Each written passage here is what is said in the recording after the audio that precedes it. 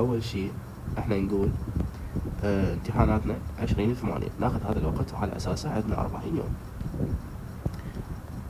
زين، أول شي أنا كشخص عندي مادة واحدة، والمادة واحدة يعني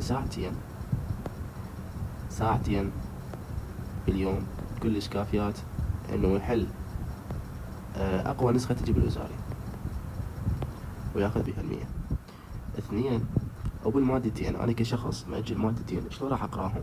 شوف، ما راح أقول لك مادة كل مادة 20 يوم وهيك راح أظل أسخت، فأنت سوي مادتين كل مادة 10 أيام، صار عندك 20 يوم مادتين، وسوي مراجعتين، يعني 10 ب10، بعدها من سوي مراجعة ثانية 10 ب10.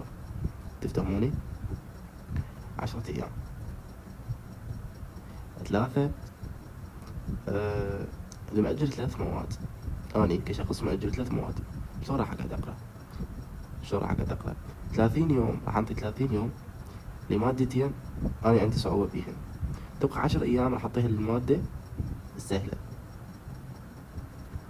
المادة السهلة عندي 4 مواد، شلون راح أتعامل وياهم خلال 40 يوم؟ أتعامل وياهم كالآتي: كل مادة راح تاخذ 10 أيام، وهذا الطبيعي، يعني كل مادة تاخذ لها 10 أيام من باكر اللي هو تاريخ 10/7. تمام، إذا أنا مأجل 5 مواد، هاي ال5 مواد اللي مأجلها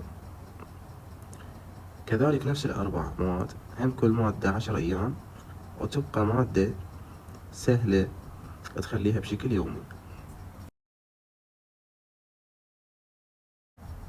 زين، إذا مأجل 6 مواد راح يصير عندك 7 أيام لكل مادة، 7 أيام لكل مادة.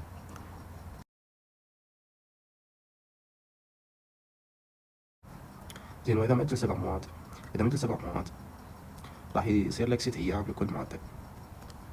مجموع المواد ومجموع الأيام راح يكون عندك 42 يوم تلحج.